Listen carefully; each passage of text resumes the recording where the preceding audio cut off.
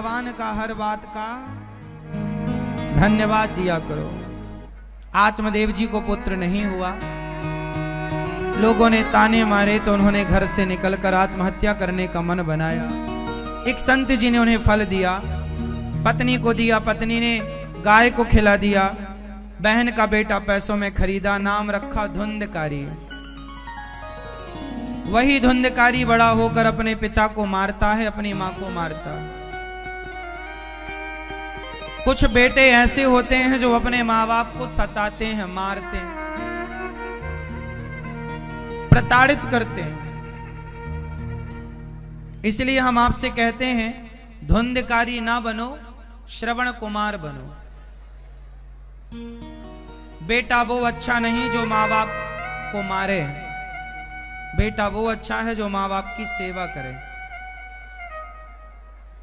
आज के समय पर बच्चे इतने बिजी हो गए हैं कि अपने मां के लिए भी उनके पास समय नहीं है।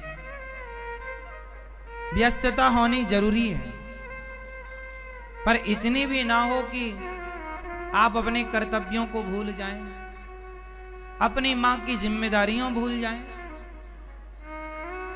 जब मां ने हमारी सेवा की, बच्चे जब हम थे, अब हमारा धर्म है कि हम उनकी सेवा का ऋण चुकाएं।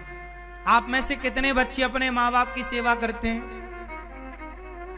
बताओ कितने बच्चे आप में से कितने हैं ऐसे जो अपनी माँ की सेवा करते हैं? आपकी माँ है, सेवा करते हैं आप लोग अपनी माँ की? सब लोग अपनी माँ की सेवा करो।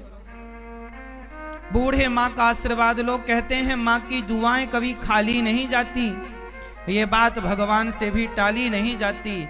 बर्तन मांझ कर 4 बच्चों का पेट भर देती है माँ, उन 4 बच्चों से एक बूढ़ी माँ पाली नहीं जाती। माँ की सेवा करना ना, ये कोई माँ पर एहसान नहीं है, ये तो माँ ने जो किया है उसका आप केवल ब्याज दे रहे हैं, मूल तो चुका ही ना पाएंगे। इसलिए ये दास अनिरुद्ध को हमें लगता है कि सेवा ही सबसे, आपको क्या लगता है सबसे बड़ा धर्म क्या है? सत्य बोलना धर्म है, दया करना धर्म है। पर अंत में जब पूछा गया कि धर्म की एक लाइन में व्याख्या कीजिए, तो वेद व्यास जी कहते हैं कि परहित के जैसा, समाज की सेवा के जैसा, सेवा के जैसा कोई धर्म नहीं है। सबसे बड़ा धर्म है भगवान मिलेंगे जब भी, तो सेवा करने के बल पर भगवान मिलेंगे, क्योंकि सेवा ही भक्ति है। सिर्फ आप माला जपें और सेवा ना करें तो ये माला जपना अधूरा है। बेटा माँ की सेवा ना करे, केवल माला जपे, पत्नी पति की, सास की सेवा ना करे, केवल माला जपे, ये माला जपना अधूरा है। माला भी जपना है पर सेवा से जुड़कर, तब वो प्लस हो जाएगा। इसलिए ये दास अनिरुद्ध जो आपके सामने बैठा है, गौरी गोपाल आश्रम में आप लोग आकर देखते ही हैं। अब नए साल में भी आप आए हैं, बताओ आप में से कितने लोगों को गौरी गोपाल आश्रम में सेवा का दर्शन हुआ? जिनको हुआ वो हाथ ईमानदारी से उठा लें।